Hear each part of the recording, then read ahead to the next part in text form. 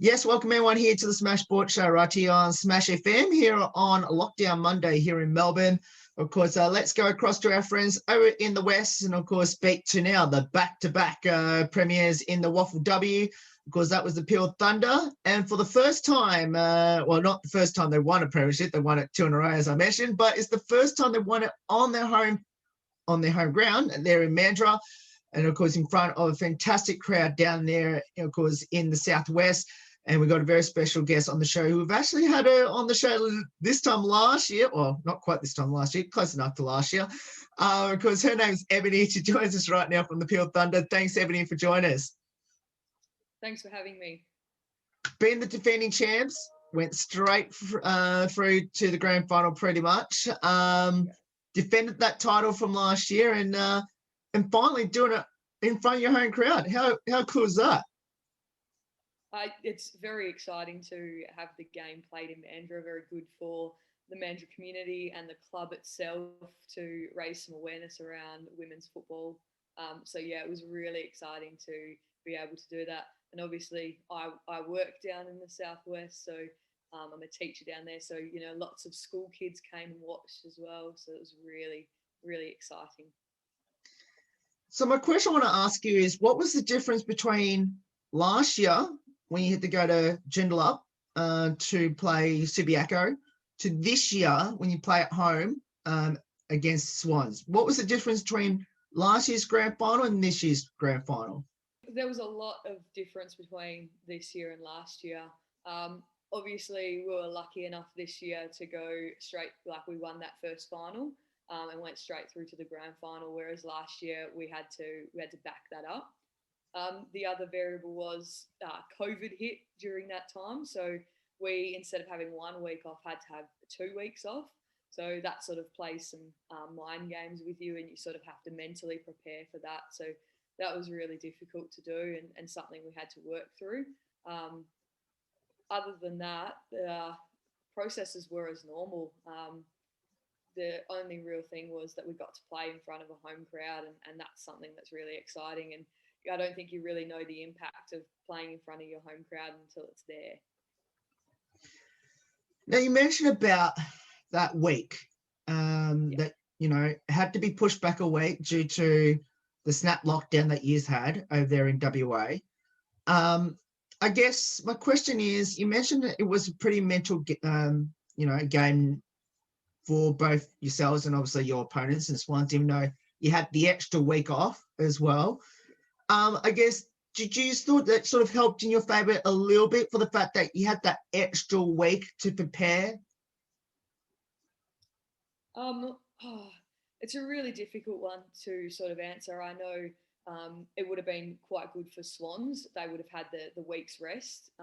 So that's a normal, that can happen in a normal grand or a normal final series. Whereas for us, it was 2 weeks. So you really have to keep, and you're also not around your teammates and your club for one of those weeks. So you really have to be self-motivated to get through that period, so that when you come back for training, you're ready and you're raring to go. And knowing that you've got a grand final coming up just plays on your mind a bit, knowing that you have to prepare your body, prepare your mind, be set and ready to go. Looking back to that, I guess, obviously we've mentioned it a fair bit about it, but now looking back, did that now help you? I think we'd been through it before, so we knew what to expect. So when you know what to expect, you're sort of just rolling with the punches. You can only, we talked about, you can only control what you can control, and everything else just happens. So we can control playing good footy, putting our best on the field on the day, and if it happens, it happens. It comes with grit, determination. So we really worked through that, and we were really good at working as a cohesive unit and pushing each other and getting each other through. So I think we helped each other, and that's probably the best way of dealing with it. Now, grand final down at Mandurah. I know how amazing that venue is, been down there myself a couple of years ago. How surreal was it when you got to game day and, you know, knowing that the grand final was in Mandurah? Well, actually, firstly, before I go to that question, is when did you know the grand final was in Mandurah? And what was it like around the club knowing that it was going to be played at your home ground? So we found out that the grand final would be played in Mandurah after our prelim finals, after we had the win against Swans. So that was really good. We knew that was sort of happening. There was a real buzz and excitement around. You know, the club had done a really good job getting us the grand final there. So we were really excited. We got to train a lot on the main oval during that week, so we were really preparing for that to happen. And how surreal was it when you walked to the ground? And I'm assuming you managed to get a car park to, considering how much crowd there was. Especially, obviously, you had your Rogers Cup, the reserves obviously made the grand final, which we'll talk about that shortly, and obviously yourselves. How surreal was it on the day? Yeah, well, rocking up to the ground, I tried to get there a little bit early to watch the reserves in their grand final. So I was lucky enough to get a car spot as I was going in. But just even the crowd as you walked in, as the youth girls were playing, and as the reserves were playing, like it was just huge crowd, and there was lots of people in one sort of space. And it was probably the first time that I'd played in front of a crowd that large. Obviously, last year we had COVID as well during our grand final, so there was restrictions on numbers. So for me, that was pretty special to walk into that sort of home ground. You go there to training every day and see that many people there. It was phenomenal. Now, you mentioned about train on the main oval, so I'm assuming you kicked the boys out there on the week leading up to the grand final, did you? No, it was actually really cool. On the Saturday before, so we came out of lockdown on the Friday night. So Saturday we were allowed back at the club to train, and the boys were really good. They let us do a warm up and stuff with them on the Saturday morning on the main oval. So that was really cool. You know, integrating the two clubs together, integrating the two women and the men together. To have that was really something special, and I think the girls thrived off that a bit. Then the boys sort of had the main oval for the rest of that session, but it was really good to get on there. Then on the Thursday night, we had a bit of time on there as well, so that was fun. A big day for the club, as you mentioned. Your reserves won the grand final against East Freo. Yourselves won the grand final against Swans. Obviously, we were hoping the Rogers Cup girls could get over the line the week before against South Freo, I think they played in the prelim. Unfortunately, fell short in that one. But, you know, I guess without talking too much about the grand final, we're not going to talk so much about the grand final. But, you know, what did winning both premierships for reserves and league mean to the community, and especially playing down there in Mandurah? What did that all mean? And now a week after the fact. I think it meant a lot. Like, we had a lot of girls who played in both grades throughout the year. So a few girls that came up and played some league games as some state 19s went away. So they come up and filled in some spots, and girls who started in league and then had to sort of fight their way back in as they went back to reserve. So I think as a whole club, it kind of gave everyone an uplifted spirit about the day. So, you know, having your reserves and your league in the grand final just really bonds the girls together and really brings the group together. And as for the community, you know, that it just builds a bit more awareness for female football and how big it actually is becoming. Youth girls wanting to come up, I think the numbers for youth girls and how many girls that are playing football at sort of grassroots level is just blowing up on how many girls are playing. So it only gives them something to aspire to as they sort of work through the ranks, and they see girls like us playing in grand finals and they want to be there. So yeah, it's really special. A week on, how's the community vibe like now? I think there was a lot of media around it sort of immediately after and sort of a few days after. I think as it sort of goes down, people are starting to quiet down, but you always see those media things pop up during the week, and yeah, it's still buzzing a little bit. Now, well, let's talk a little bit about the grand final. It was against Swans Districts, which the team you versed in the second semi-final, which you won. Was there a particular point in the game that was the turning point? In that particular game, I would say the turning point was Kate Bartlett's goal in the last quarter, because Swans were in attack mode. They had 11 points for the game. That was sort of all they got. They didn't score a goal. So I think they were sort of up.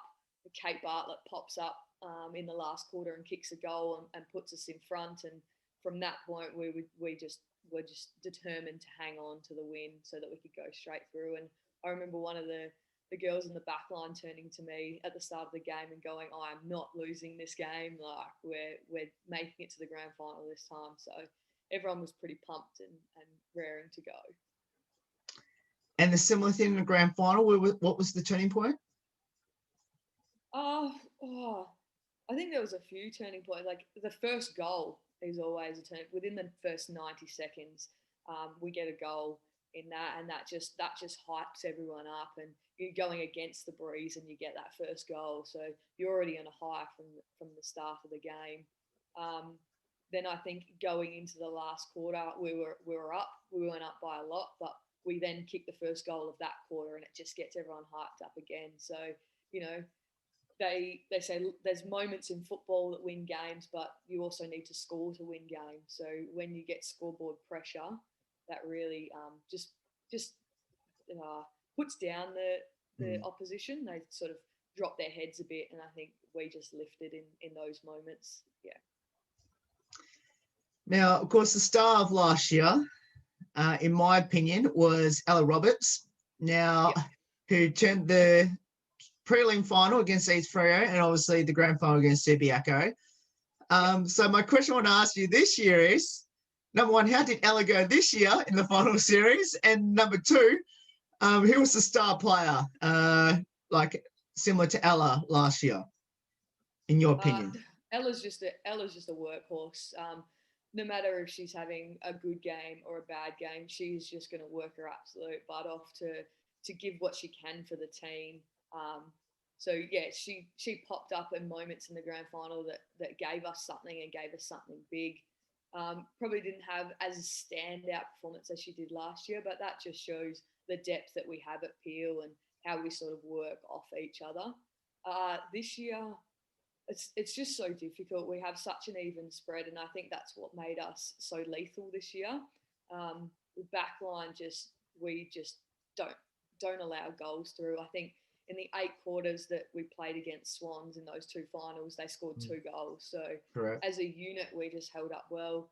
The midfield gelled really well on that day. Sabrina Duffy took out the medal for the day, the best on ground. So she just had moments in the middle where she just exploded out of the middle, surged it forward, and gave the forwards some opportunities.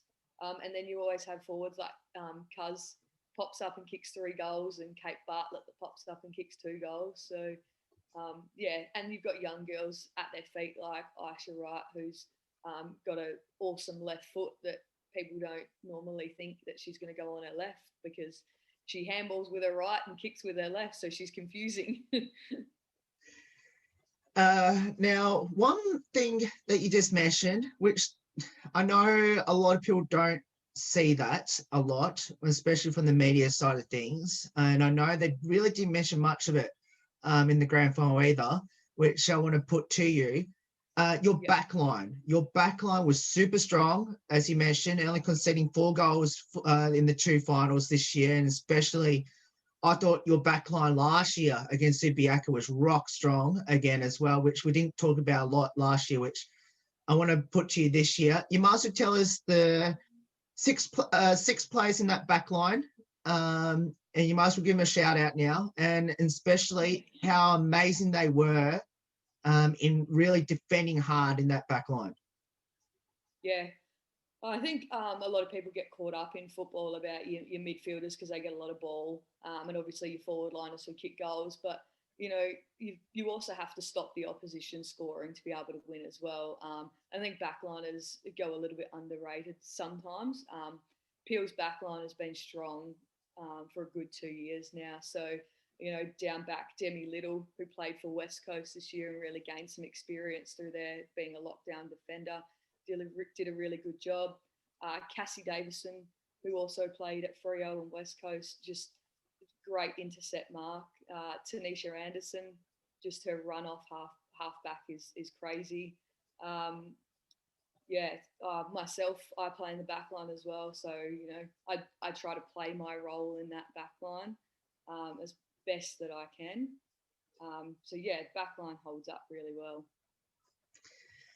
Now, last year, when I last heard you on the show, also we spoke about your coach, Stephen Markham, and the one thing he mentioned that to your team last year that especially at the start of the season, was you could go all the way and win it all. Yeah. Now, I want to know, what did he say at the start of this year? And did he mention that Premiership could be on its way for back-to-back? Steve's a really good coach. He kind of just wanted to, we celebrated last year and we really celebrated because obviously going from the bottom to Premiers is a big deal. So, but I think coming into the next season, it was a business as usual at the start. You need to work hard to get grand finals, and there's this age-old saying, grand finals are not won on the day, they're won in the season. You have to be able to get there to even give yourself that opportunity. So, we had some battles throughout the season that we had to work through. I think there was a 3-game period where we lost 8 players because they went to the state 19s, and that was a real danger time for us. And thankfully, the girls who came from the Resis really stepped up, and we didn't drop a game in that three-game period, which is just awesome that we have that depth within the club, that we can do that. The competition at the moment, it's still at 6 teams at the moment in the competition.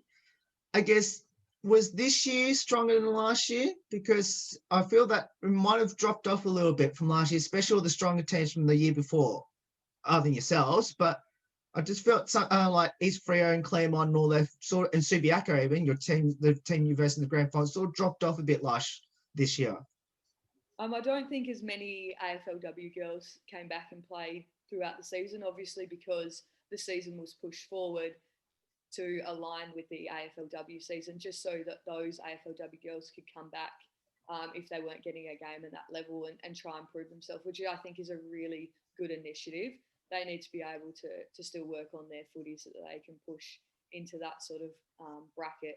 So I was guessing those girls not coming back, the standard maybe at training wasn't as high because you didn't have them around. But I think no matter what, these youth girls that are coming through and filling those spots, they're going to be something special in a few years to come. So the standard's just going to keep rising and rising. I have to ask, you mentioned about the players that you lost due to under-19s, WA state team. Now, I know AFLW draft, that is coming up actually very soon, I think, either this week or next week. You must have tell us any of those players up for the draft we should watch out for from your team. Your number one would be Courtney Rowley. She'd probably be up there. She looks like she's hot, ready to go. She was in the draft combine this week. Another one in the draft combine, Beth Shillings and Bella Mann. So those 3 girls all got invited to the draft combine. I know Chloe Wrigley was also invited to do the 2K time trial. So there's 4 girls there that have really pushed to make AFLW teams this year. You mentioned about Rowley a moment ago. Obviously, she's going to be highly regarded, especially over there in WA, especially either to go to West Coast or Freo. I guess tell us a bit about her and especially the way that she plays her footy. Oh, she's just an electric runner, really. She just has some pace and she can just read the play really, really well. So she just takes ball, sees grass, runs, and is really clean deliverer of the ball inside the 50. She plays that wing role really well, holds width so that she gets some ball on the outside. So, yeah, she'll definitely be one to watch. I'm going to say when she gets drafted, not if, because she will be drafted. There's probably no doubt about that. So when the final siren went, now I think pretty much both grand finals were very identical. Obviously, the margins were pretty big in both of them against Swans and Subiaco in both respective grand finals. I guess when the siren went, was it a relief or a celebration knowing that you won it, this time at home? I think a bit of both. I think there's relief that, there's such a big crowd. You're playing in front of your home crowd, so you really want to do it for them and for the club as well, because they obviously backed us in to have a good game, and they really got behind us, and then also just excitement to have won back to back. And I played footy for 11 years, and this is the first time I've ever been in grand finals, or let alone finals. So you play that much footy, and you're finally getting some reward for effort, which is really good. So I have to ask, obviously you didn't have to go far for celebrations compared to last year. We had to go all the way up from the other side of Perth to have celebrations. I have to ask, how was the celebrations back at the club rooms there at the David Gray's Arena? They're always interesting. No, they're very good fun, but they're always interesting, and there's always someone that just makes a fool of themselves, and girls just really enjoy themselves. They've worked hard all season. You've put in a pre-season, you've put in a season, and this year being 15 rounds rather than 7, you really had to work hard. So just an opportunity for you to celebrate not only the grand final, but the success the team had along the way, and your individual success as well, and what you achieved in the season.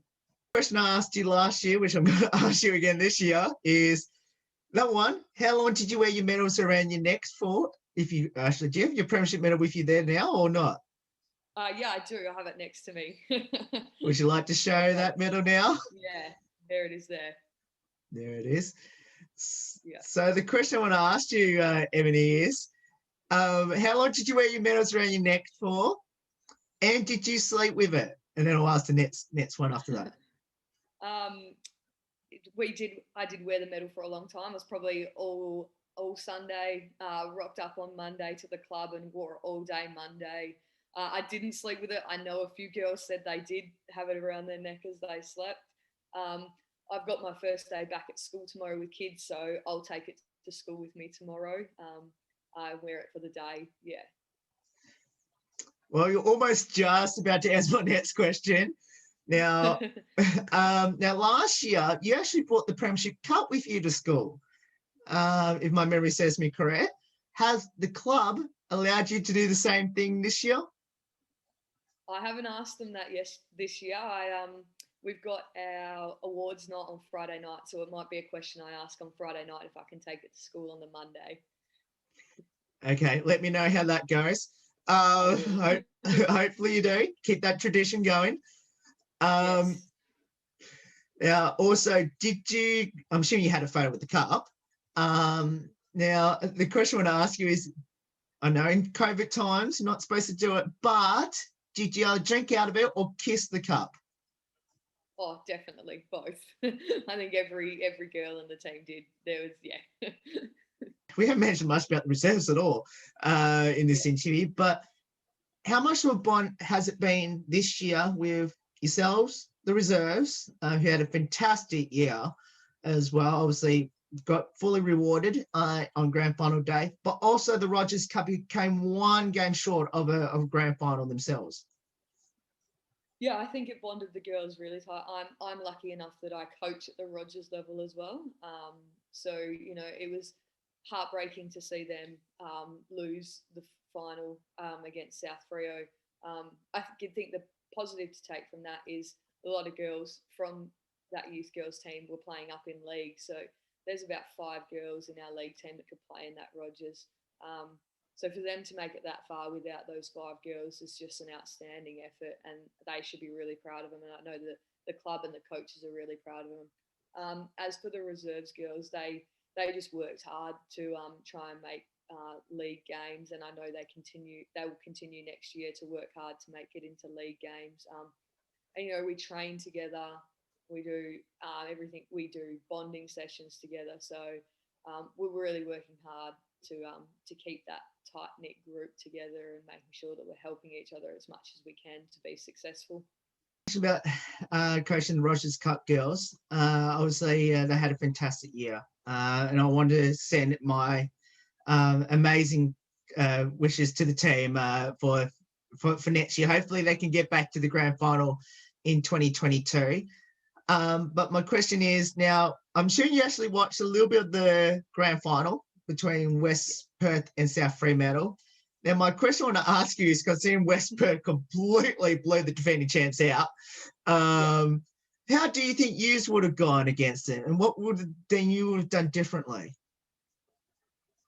That's an interesting question. Like, I guess you got to understand what South Freo's were going through mentally on that day. Were they prepared?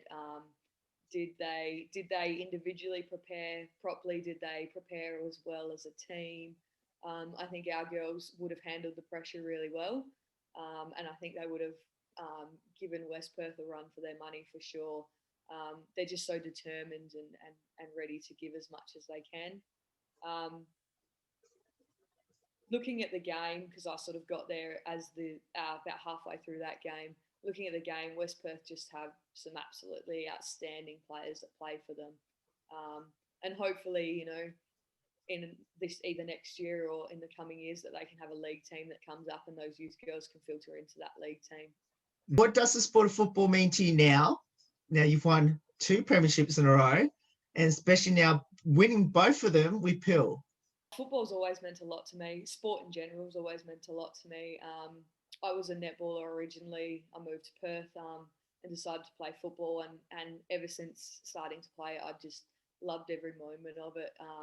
You build some really strong friendships and some really good connections there with both players, coaches, support staff.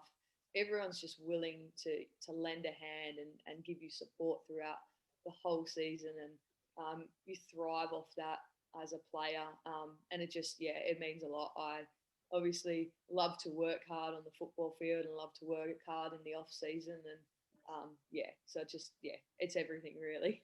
Aside from teaching, I really enjoy it. We'll finish off with some couple of lighthearted questions about your teammates or even the Rogers Cup girls as well. Who had the most embarrassing moment on the field this season, and what was it?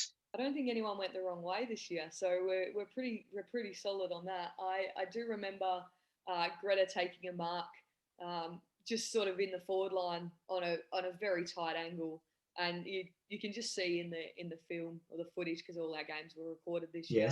She kind of just held the ball. I had a look around. You could just see the panic on her face that she just didn't know what to do. And then Kate Bartlett sneaks up next to her, and she just gives the handball to Kate Bartlett and lets her do the rest. Of course. Who's the comedian, the best singer, the best dancer on the team in both the league and the Rogers Cup? And if you don't mention Kate Bartlett in any of those questions, I'm sure she'll get at you at awards night. She probably will. The Rogers Cup girls, I'm going to go with dancers plus comedians would be Georgia Haynes and probably Holly Britton. I don't know what, those two just bounce off each other and feed off each other, and it's quite hilarious to watch from an outsider. As the league, I love to bust out a sing in the shower with Abby Barnden. Oh, who I forgot to mention in the back line too, superstar backliner, Abby Barnden, special mention. Love to have a sing along with her as we sort of finish up a game. Billy loves a good dance no matter where she is. Loves to have a good dance with Aisha. So those two are just the dancers, I would say. Is any of the players in the Rogers Cup or the league into their TikToks?